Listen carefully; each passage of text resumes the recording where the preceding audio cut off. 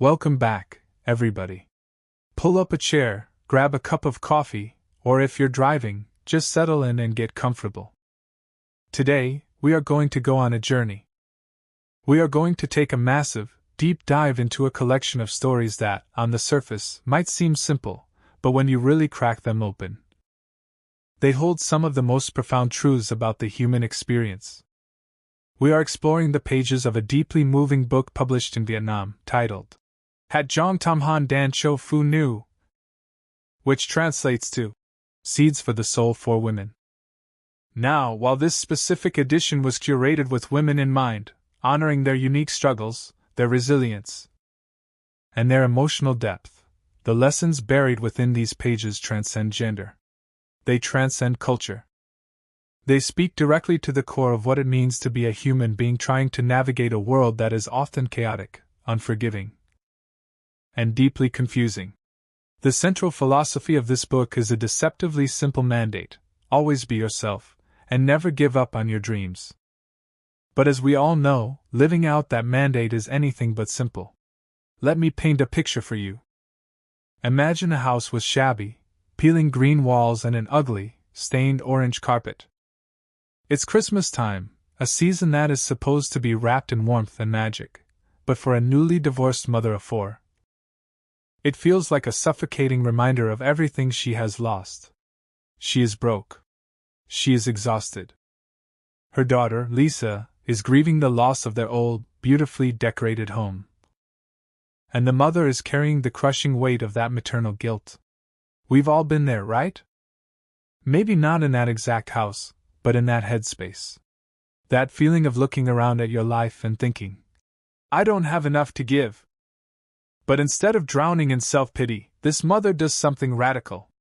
She takes inventory of what she does have. She has a talent for interior decoration, and she has exactly $15. She doesn't go into debt buying plastic toys. She buys a can of paint and some decorative paper. She stays up the entire night before Christmas, her hands cramped and covered in paint, transforming Lisa's room into a sky of clouds and rainbows to match a single new bedsheet. But that's not the real miracle of this story. The real magic happens when she hands each of her 4 children 3 empty envelopes. She tells them to write down what they like about their siblings. Think about the psychology of that for a second. In a moment of absolute scarcity, she forces her children to manufacture abundance. She forces them to look at each other and find value. On Christmas morning, her youngest son, Eric, opens his envelopes and bursts into tears. Why? Because he discovers that his older siblings admire his courage and his ability to make friends. He had no idea. Years later, when this family eventually finds financial stability and wealth, they look back on that specific, impoverished Christmas in the house with the orange carpet as the greatest Christmas of their lives. Why does this matter? It matters because we live in a society that constantly tells us that value is something you purchase. We are conditioned to believe that a memory is only as good as the price tag attached to the experience. But this story violently disrupts that narrative. It argues that true value is forged in the fires of personal effort, deep emotional connection, and the profound, irreplaceable gift of simply telling someone, I see you and you matter. And speaking of seeing someone, I want to talk about a little boy named Joe. Joe's story is a heartbreaking but beautiful testament to the power of a single moment. Joe is a bright-eyed kid who walks into first grade ready to conquer the world, but the traditional educational system quickly grinds him down. For 3 agonizing years, he is at the absolute bottom of his class. You can imagine the slow erosion of his self-worth. The dread of waking up every morning to go to a place where you are constantly reminded that you are less than. But then comes a dark, stormy afternoon in the 4th grade. The sky is black, thunder is rattling the windows, and the teacher is trying to explain fractions, a notoriously difficult concept for kids. The rest of the class is terrified by the storm, totally distracted. But in the midst of that chaos, something in Joe's brain just clicks. The tumblers align. He gets it. He understands fractions so perfectly that the teacher actually asks him to stand up and help explain it to his classmates. Later that exact same day, in art class, the children are told to draw what they are feeling. All the other kids, still spooked by the weather, draw dark, gloomy, terrifying storms. But Joe takes his brightest yellows, his most vibrant oranges, and his deepest reds, and he paints a massive, radiant, blinding sun. That painting was the physical manifestation of his intellectual awakening. Joe didn't go on to become the valedictorian. He didn't become a billionaire. In fact, tragically, Joe grew up to be a soldier and died in combat. But years later, when his fourth-grade teacher visits Joe's grieving mother, she sees that very painting of the sun framed on the wall. And underneath it, in Joe's handwriting, are the words, "Today is the day I became intelligent." I want you to pause and really let that sink in. Academic success is not the only measure of intelligence. We have built a world that judges fish by their ability to climb trees. Joe's story is a plea to educators, to parents, and to ourselves. A single moment of encouragement, a single flash of self-discovery, can permanently alter a person's spiritual trajectory.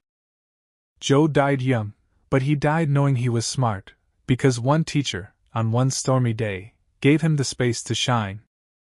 Now, let's shift gears and travel back in time to one of the darkest periods in human history. It's World War II, and we are in the Shanghai ghetto. The narrator of this story is a young Jewish girl, just 11 years old, whose family has fled the horrors of Nazi Germany only to find themselves trapped in a brutal, cramped, 12-square-meter room under harsh Japanese occupation.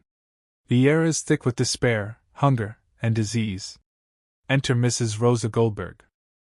She is a middle-aged woman living in the exact same destitute, terrifying conditions. Yet she moves through this ghetto with an inexplicable aura of warmth and wisdom. Every single morning, as this 11-year-old girl walks to her makeshift school, Mrs. Goldberg stops her. She looks the young girl dead in the eye and delivers a mandate. Go out and create a miracle for today. God is busy, He can't do it for you. I get chills just saying that out loud. God is busy. He can't do it for you. What a staggering thing to say to a child in a war zone. But do you see the profound empowerment in those words? Mrs.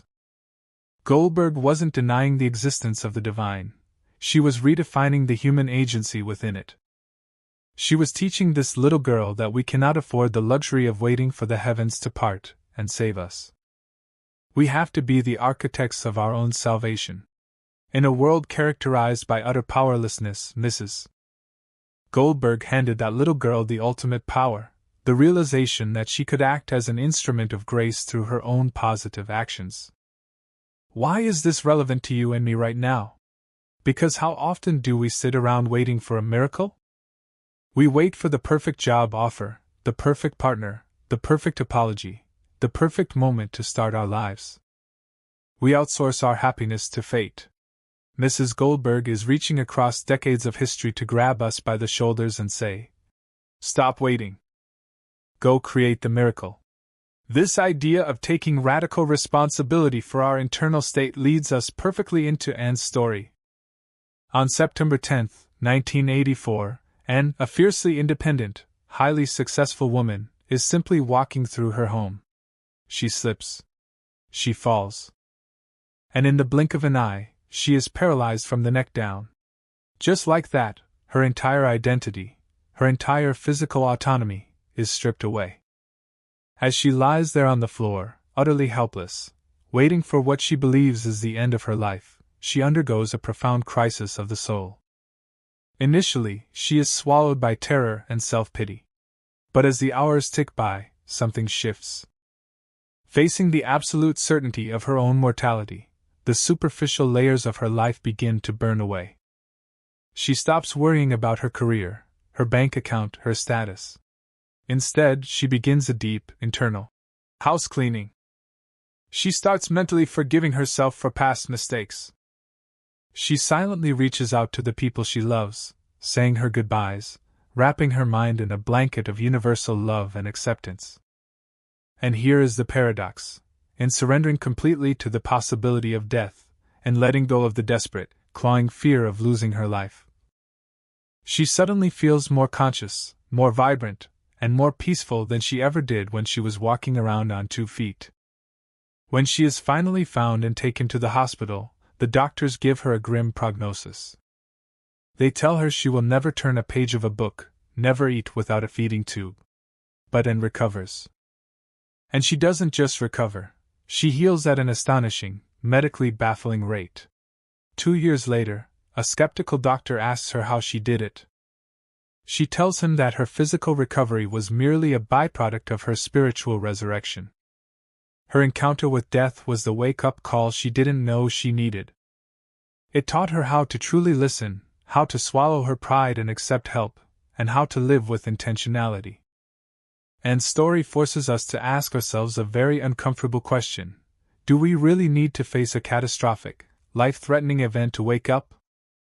Can we do that internal house cleaning today, right now, while we still have our health? The mind and the body are not separate entities. The perspective we choose to adopt literally dictates the reality our bodies experience. As we move deeper into this incredible book, the theme smoothly transitions from surviving trauma to finding the courage to change our everyday lives. Think about the paralyzing fear of starting over. Imagine being an older woman, a widow, deciding to finally enroll in university.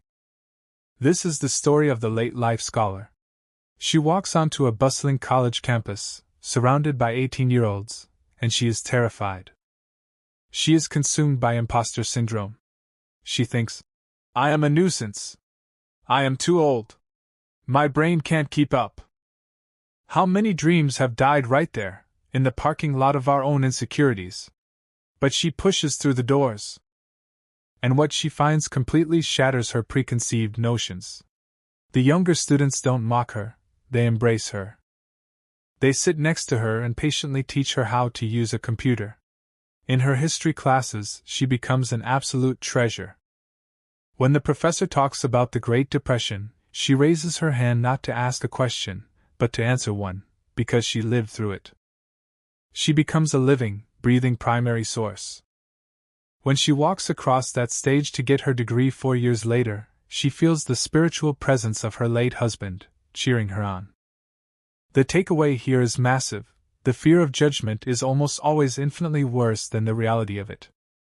We deny ourselves so much growth because we are terrified of an imaginary jury that doesn't even exist. It is never, ever too late to reinvent yourself. And sometimes, reinvention requires standing up to the ugliest parts of society. Let me tell you about Chris King. It's the 1970s, and Chris is a young Jewish woman conducting PhD research in the deep, rural south of Louisiana. She is sitting in the office of a very wealthy, highly respected local businessman for an interview. The man, completely unaware of Chris's heritage, casually launches into a vile, anti-Semitic rant. He uses words like dirty and greedy. He spits out stereotypes with the casual comfort of someone who has never been challenged. Now put yourself in Chris's shoes. The power dynamic is completely skewed.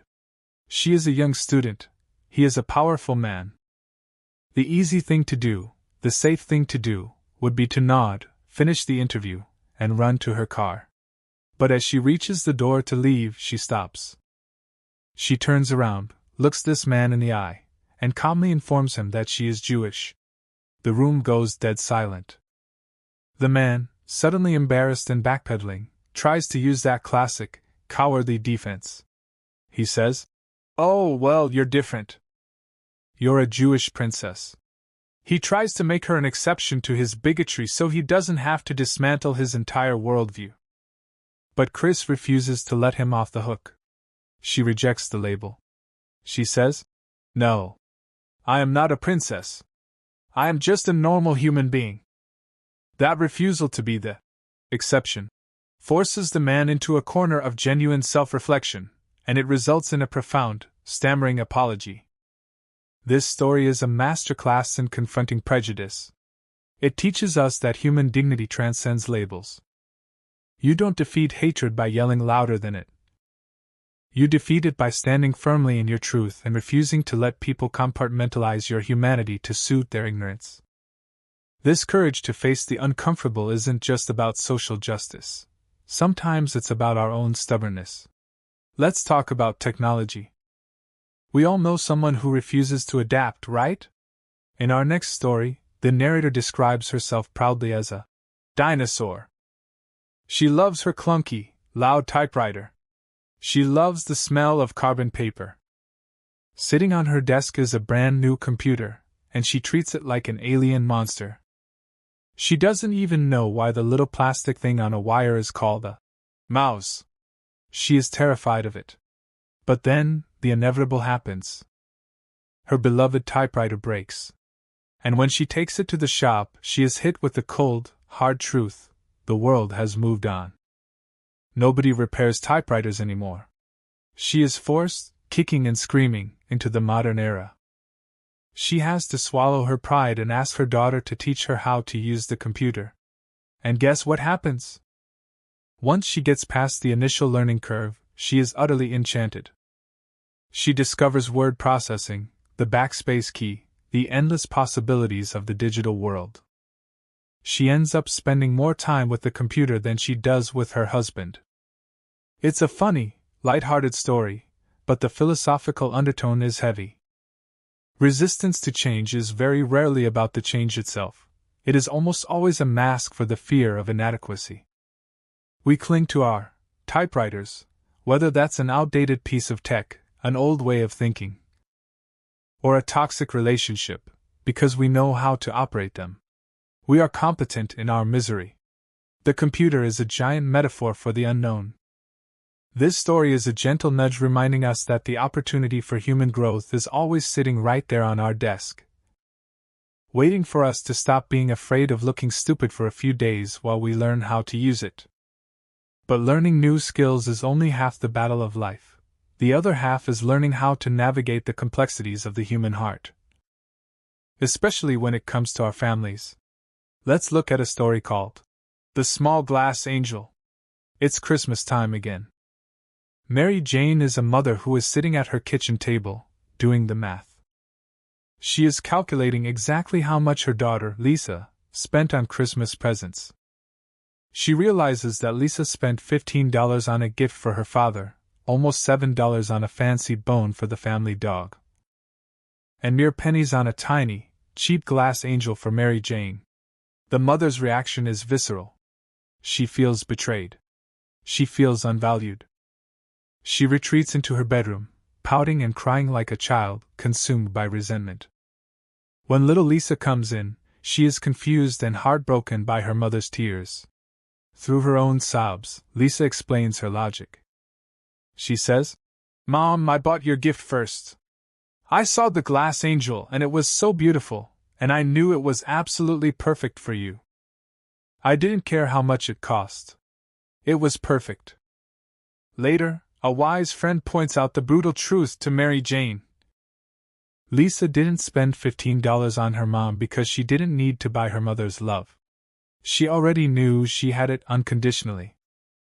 The father, the dog, maybe she felt she had to earn their affection. But the mother's love was a given. Mary Jane realizes how incredibly insecure she had been. How she had allowed adult transactional thinking, this idea that money equals love, to completely cloud the pure, innocent intention of her child. The glass angel becomes her most cherished possession. A permanent reminder that love and gratitude cannot be weighed on a scale or measured by a cash register. This theme of stepping out of societal expectations and embracing raw, authentic truth leads us to the ultimate leap of faith. The dreamer. Imagine you are working a highly secure, six-figure corporate job. You have a mortgage. You have a lifestyle to maintain. But deep down, ever since you were 12 years old and heard a motivational speaker named Zig Ziglar, you have known that your true calling is to be on a stage speaking, inspiring others. The golden handcuffs are tight, but one day, the narrator of this story finally breaks them. She quits her lucrative job to pursue her dream. It is a terrifying, exhilarating moment. And then, exactly 1 week later, the universe tests her. Her husband gets laid off. Suddenly, the six-figure safety net is gone, there is zero income, and the mortgage is still due. The pressure to go crawling back to her old boss, begging for her job back, is immense. It is the ultimate test of faith. But she refuses. She knows that if she goes back to the safety of the known, she will never, ever leave again. She burns the boats. And because she commits so completely to her path, the universe conspires to catch her. Her husband lands a better job shortly after, and she secures her first major speaking clients. The story concludes with a line that should be written on the mirror of anyone who is hesitating right now. The world is always wide open to those with dreams. The world doesn't reward people who wait for a magical genie to grant their wishes. The world opens up to those who take concrete, terrifying risks and refuse to retreat when the wind blows against them. And speaking of fighting against the current, there is perhaps no metaphor more powerful in this entire collection than the story of the salmon.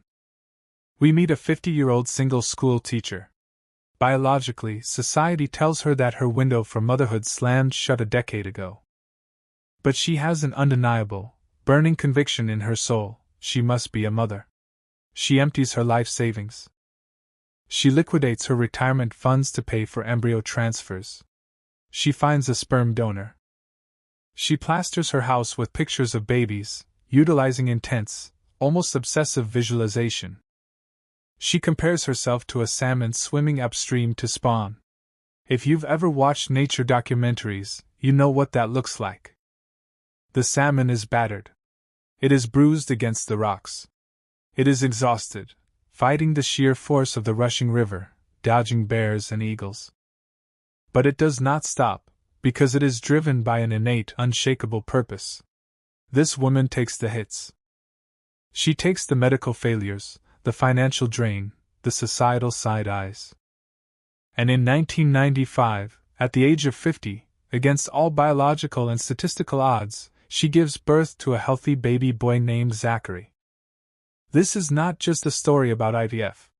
It is a profound philosophical argument that impossibilities are often just very difficult probabilities. Miracles can be manufactured. They are forged in the fires of persistence and an absolute refusal to accept the default settings of your life. This brings us to our final contemplation for today, a story simply titled Someday. The narrator introduces us to her friend, Susie Brown. Susie is a tragic figure, not because she suffered a great loss, but because she suffered a slow, invisible death of the soul. Susie always wanted to be a circus clown. She had the talent, she had the desire. But instead, she took a low-wage, soul-sucking job that she hated, and she stayed there for years. Her catchphrase was, "Someday. Someday I'll quit. Someday I'll go to clown school. Someday I'll live my life." The narrator looks at Susie and then looks in the mirror. She realizes that she, too, has been infected by the disease of someday. She has been terrified of public speaking, and she has built an impenetrable fortress of excuses to avoid it. She's too busy. She's feeling a bit sick. She doesn't have the money to take a class. But looking at the tragedy of Susie's unlived life, the narrator has an epiphany. Someday is not a day of the week. Someday is a dangerous illusion, a trap door that leads straight to a life of bitter regret. The story ends right as she decides to finally face her terror, stepping up to give her first practice speech. She murders, someday, so she can finally live in today. As we wrap up this massive exploration of these first two chunks of Seeds for the Soul, and as we look forward to the themes of healing and rebirth that we know are coming in the next sections, I want you to take a deep breath and look at the tapestry we've just unrolled. We started with a mother painting rainbows on a wall to prove that love outshines poverty. We watched a little boy draw a sun in a thunderstorm. We heard an old woman in a Nazi-occupied ghetto tell a child that God is busy, demanding that she become her own miracle. We saw a paralyzed woman heal her body by cleaning out her soul. We cheered for an elderly widow conquering a college campus, and a brave young student dismantling anti-Semitism with a single sentence. We laughed at the dinosaur conquering the computer, and we cried with the mother who learned that a cheap glass angel is worth more than gold. We felt the terror of the dreamer quitting her job, the sheer, bruising willpower of the salmon swimming upstream to give birth, and the absolute necessity of killing the word someday. These aren't just feel-good stories to read on a rainy afternoon. They are blueprints for emotional resilience. They challenge us to redefine success, moving it away from bank accounts and report cards, and placing it firmly in the realm of self-awareness, courage, and unconditional love. They scream at us to stop waiting for the storm to pass and to start painting our own sunshine. They remind us that whether you are fighting against the current of a river, the prejudice of a stranger, or the paralyzing fear in your own mind, the human spirit is infinitely adaptable and breathtakingly strong. So, as you go back to your day, whether you are finishing your commute, washing the dishes, or just sitting in silence, I want you to ask yourself, what is your someday? What is the miracle you are waiting for God to do for you, when He is actually waiting for you to do it yourself? Be the salmon. Swim upstream. Paint the sun. Thank you for taking this deep dive with me today.